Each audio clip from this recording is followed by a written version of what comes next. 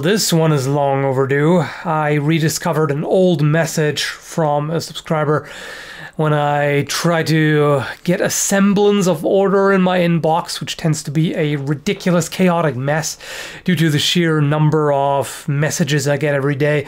And sometimes I just try to get a tiny bit of order in there as far as I can and delete some of the really old stuff and so on and so forth, try to catch up, even though it's never quite possible. And occasionally I stumble accidentally upon really old messages, like several months old. So this was one of them. It was a video request asking me to talk about self-defense for disabled people. And that's an interesting topic. I haven't seen that covered much, so I figured why not. The reason why I opted for this informal sitting and rambling setting as opposed to trying to give an actual demonstration hands-on is because I don't really feel like I'm experienced enough with unarmed martial arts to really say a whole heck of a lot. I have more experience with historical martial arts at this point, sword practice. I did KC fighting method for a while, a bit over a year, which is a self-defense system, but again, that's not a whole lot of time. I'm not going to pretend that I have really good, solid advice. This is what you should do if you get attacked in this and that situation.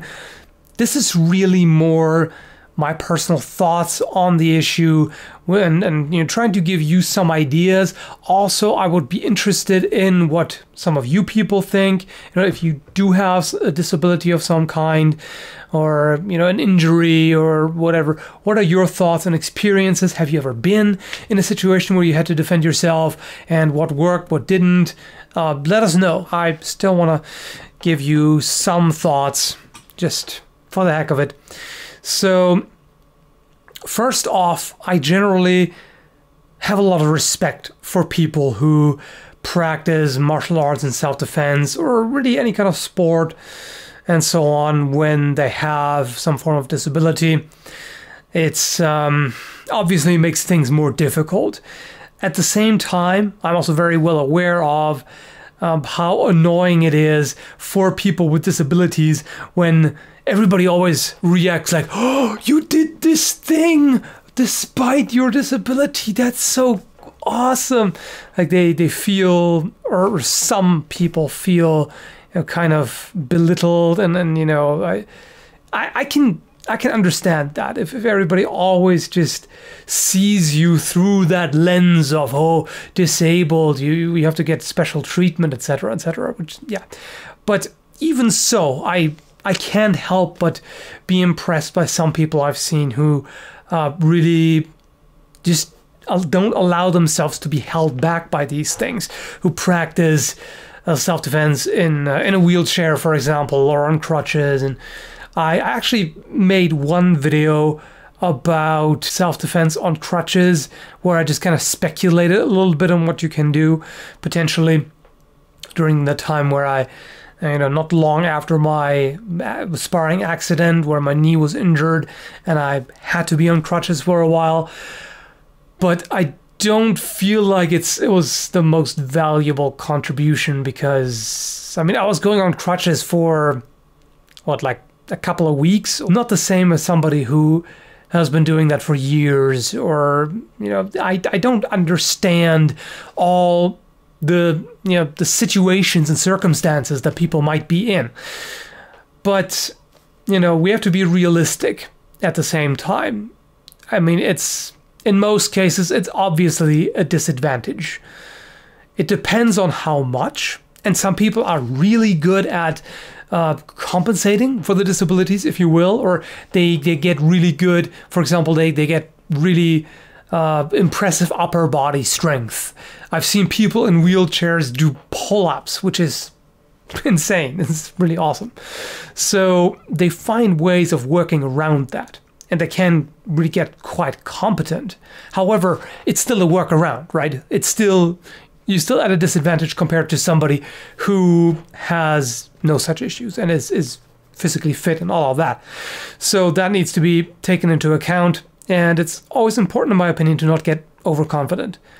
That applies to everybody, even if you're perfectly healthy and fit and everything, you can still overestimate yourself and get into trouble that way.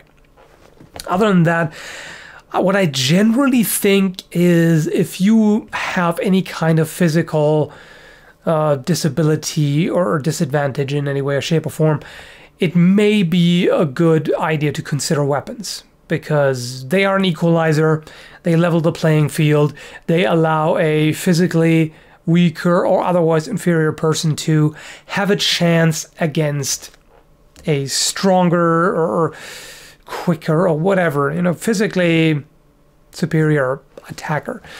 It's not a guarantee by any means, but it gives you a bit more of an extra chance.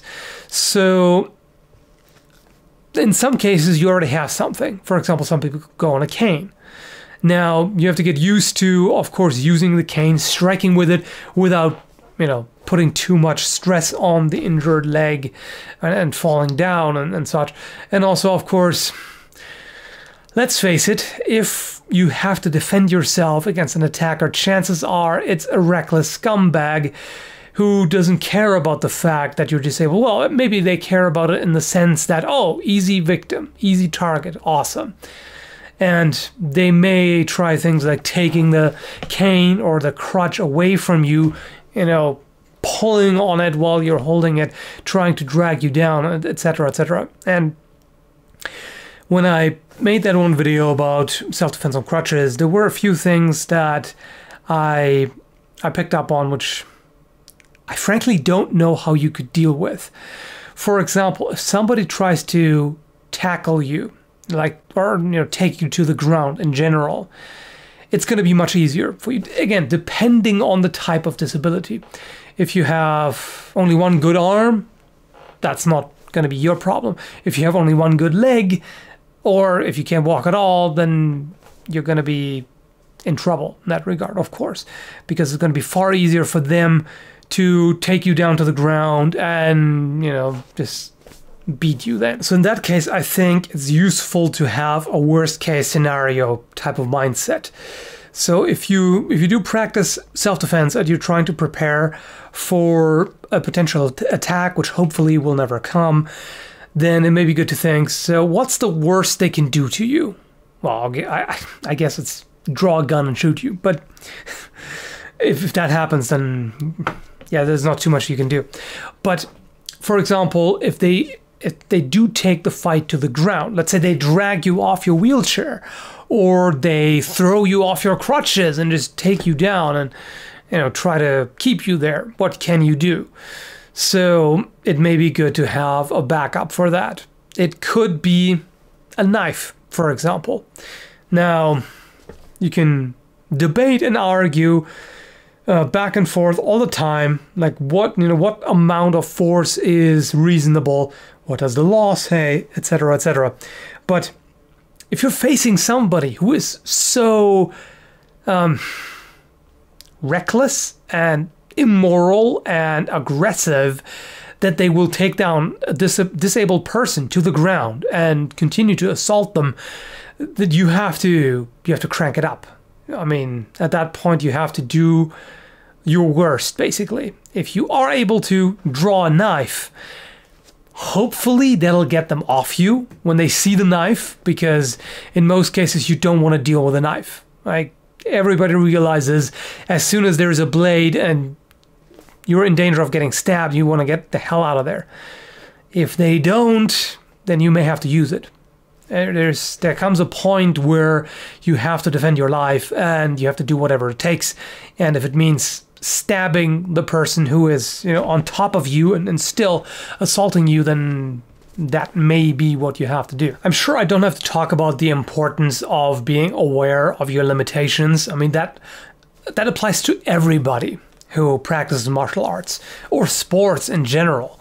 It's always good to know what you can and cannot do and what somebody else might exploit. For example, if you have one eye and your attacker notices that, they may try to get around you on your blind side. So you have to be able to deal with that somehow. You have to find strategies for not allowing them to exploit that too much. For example, if you can't turn suddenly, so if you can't adjust quickly to somebody trying to get to your side, or running around you, or if you have multiple attackers, which is always major trouble, you may want to purposefully place your back against the wall. Also for the support that the wall offers. I mean, it may seem like a bad idea to let yourself be cornered, but if you know you can't get away, for example, if you can't run, you can't run because you have a bad leg or a bad back or whatever, or some cardiovascular issue where you just can't run for some reason, and they would easily catch up with you and would get you when you're out of breath and so on and so forth. So it may be better to just make a stand right there and place yourself with the back to the wall, so at least then they can't get a jump on you from behind. There is a limit to how many people can attack you at one point, and that may give you a better chance. Well, this is all very theoretical and superficial. Again, not meant as instruction for self-defense by any means. But I generally find it interesting to have open exchanges about topics like this. Here's what I think. What do you think? Let's talk about it. There's often something positive that comes out of it after filtering out all the garbage comments, but usually it's not too bad on my videos. I'll leave it at that for now. I hope you found it somewhat interesting, and either way, thanks for watching.